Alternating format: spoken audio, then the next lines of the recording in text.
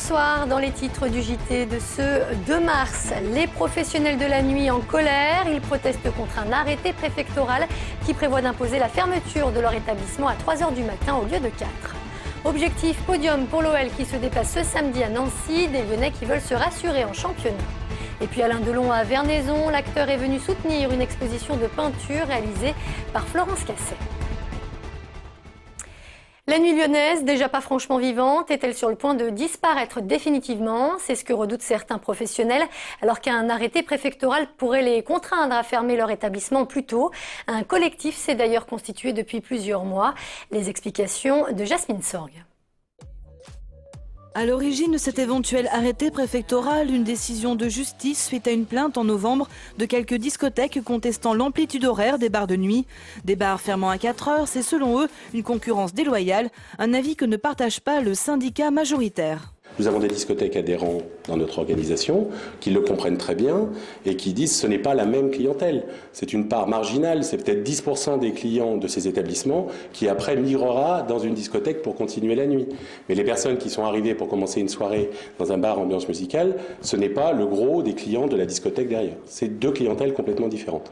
Dans les 200 entreprises rhodaniennes concernées, on s'inquiète et on mesure les conséquences. Selon eux, une fermeture à 3 h du matin entraînerait plus de tapage nocturne car les consommateurs finiraient la nuit dehors. Au niveau économique, 300 emplois seraient menacés. Aujourd'hui, c'est 10% de l'activité des bars ambiance musicale qui peut être menacée. Et donc, par suite et par conséquent, c'est forcément des licenciements, enfin, des emplois en moins. Et puis le dernier point qui est vraiment important, c'est l'attractivité de la ville. Aujourd'hui, si on veut une ville qui soit attractive, qui soit considérée comme une ville européenne, voire internationale, on se doit d'avoir une vie nocturne qui soit riche et avec une offre qui soit vraiment multiple. Rien n'est décidé pour le moment. L'association Sauver la Nuit a remis ses conclusions ce vendredi au préfet qui doit les examiner. Il devrait rendre sa décision dans 2 semaines. Le service des douanes de Lyon a réalisé une importante saisie de cannabis. La prise a eu lieu dans la nuit de lundi à mardi au péage de Chana dans l'Isère. Un homme de 19 ans, originaire de Mulhouse, a été intercepté alors qu'il transportait dans son coffre plus de 21 kg de résine. Ce dernier, qui a tenté de s'enfuir dans un premier temps, a rapidement été interpellé, tout comme ses 2 complices. Montant de cette saisie, 43 000 €. Les 3 hommes qui ont été jugés en comparution immédiate ont été condamnés à des peines de prison ferme allant de 2 à 4 ans. Politique, arrivé avec quelques minutes de retard sur le programme officiel, François Hollande n'a semble-t-il pas déçu son auditoire hier soir. Devant plus de 10 000 personnes, le candidat socialiste à la présidentielle s'est posé en rassembleur. Il a confirmé sa volonté de taxer les gros salaires. Il a également évoqué les incidents qui ont émaillé la visite de Nicolas Sarkozy à Bayonne hier après-midi. Nous devons être au niveau qu'exige la gravité du moment. Ne jamais céder à la polémique inutile, à la violence verbale et encore moins à la violence physique. Cette campagne, elle est à la fois enthousiasmante et en même temps, je sais qu'elle sera dure, âpre. Ne pensez pas que ceux qui sont encore à la responsabilité de l'État nous laisseront la place sans combattre. Des opposants au Lyon-Turin pourraient bien être derrière le commando qui a saboté les voies entre les gares de Jean Massé et Perrache. Hier après-midi, une quinzaine de personnes cagoulées ont jeté des projectiles contre des caténaires, provoquant d'importants retards. Une enquête a été ouverte. La SNCF, quant à elle, a décidé de porter plainte. Le stationnement des vélos devient payant à Lyon. Depuis quelques jours, les anciens arceaux mis à disposition gratuitement dans les parkings souterrains ont laissé la place à des box fermées, moyennant un abonnement de 35 € l'année. Objectif, selon le Grand Lyon, sécuriser les 2 roues, une décision qui provoque la colère des associations de défense des vélos en ville. Le vol, avec la peur de l'accident, la peur du vol est un des 2 freins principaux à la pratique du vélo. Il faut lever ce frein de la peur du vol en créant des places de stationnement sécurisées pour finalement consacrer le vélo comme un véritable mode de transport. Il existait donc des parkings vélos à Lyon Parc Auto qui étaient non payants, qui ont été supprimés et ils étaient en plus grand nombre qu'actuellement. Et là on en a remis en plus petit nombre et payants. Donc la logique est vraiment très difficile pour nous usagers du vélo à comprendre. En foot, à 12 journées de la fin du championnat, l'OL ne semble plus se faire d'illusions. Relégué à 13 points du leader, les Lyonnais souhaitent avant tout s'assurer à présent une place sur le podium, synonyme de Ligue des Champions.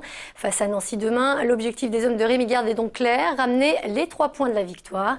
Les précisions d'Émilie Deschamps et d'Emmanuel Lebon. Le sprint final approche à grande vitesse et il est important de se positionner assez vite pour cette 3e place. L'OL a dû revoir ses objectifs à la baisse et vise non plus le titre mais bien le podium, synonyme de Ligue des Champions.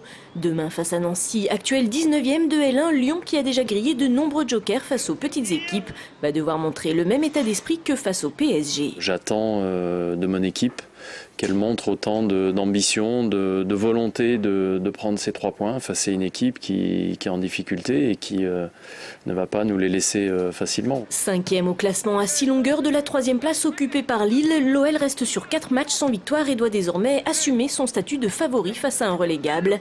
Mais hier en conférence de presse, Bafé Gomis et Rémi Garde ont également parlé politique. Les footballeurs, des citoyens directement concernés par la proposition de François Hollande de taxer à 75% les Français gagnant plus d'1 million d'euros par an. Ça va poser pas mal de problèmes au football français.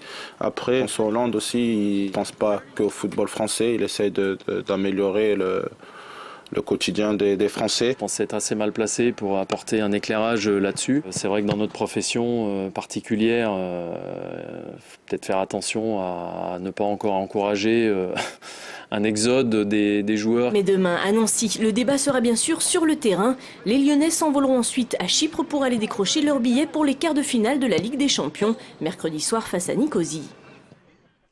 Et puis toujours concernant l'OL, sachez que Jean-Michel Aulas et Rémi Garde devront se rendre le 22 mars prochain devant la commission de discipline de la Ligue de football professionnel. Le président et l'entraîneur lyonnais devront s'expliquer sur leurs propos remettant en cause l'arbitrage lors du match face au PSG samedi dernier. Ils avaient notamment reproché à l'arbitre d'avoir favorisé les Parisiens. Florence Cassé s'expose jusqu'à demain à Vernaison. La Française, toujours incarcérée au Mexique, a réalisé une 60aine de peintures et de dessins. Des œuvres présentées hier soir en présence de ses parents et d'un de ses plus fidèles soutiens, Alain Delon. L'acteur a souhaité rendre hommage à son ange, en prison depuis 6 ans. Sur place, Julie Martinez. Cette autoroute, le début d'un cauchemar pour Florence Cassé, arrêtée au Mexique il y a plus de 6 ans. En prison, elle a créé 64 œuvres que parents et amis ont rapportées visite après visite. Dans les couleurs, on sent beaucoup de choses, d'envie de liberté, d'envie de crier son innocence, de parler de l'injustice, de parler de tout ce qui la mine tous les jours. Le sort de Florence a ému inconnus et célébrités. Parmi ses soutiens, Mélissa Torio, Laurent Gérard, mais surtout Alain Delon. J'étais bouleversé par ces lettres, c'est tout. J'étais au Mexique quand elle m'a écrit. Je ne sais pas ça. J'étais à Acapulco avec Sophia Loren quand elle m'a écrit. Elle m'a passé cette lettre. Et tout de suite, j'ai pris contact avec l'ambassade, avec tout le monde, et depuis, on se parle tous les jours. Voilà. Pour Florence Cassé, il reste un petit espoir. Son dernier recours au Mexique, la Cour suprême. La Cour suprême peut prononcer un petit peu toutes sortes de choses différentes, dont la libération pour vice de procédure au niveau de son procès. La Cour suprême l'a déjà fait, il y a des précédents, donc pourquoi pas pour elle? Après tout, elle y a droit. Dans ses œuvres, ses envies d'ailleurs, comme elle le dit si bien, l'avenir ne peut être que meilleur. Et c'est la fin de ce JT. Merci de nous avoir suivis. Passez une très bonne soirée sur TLM.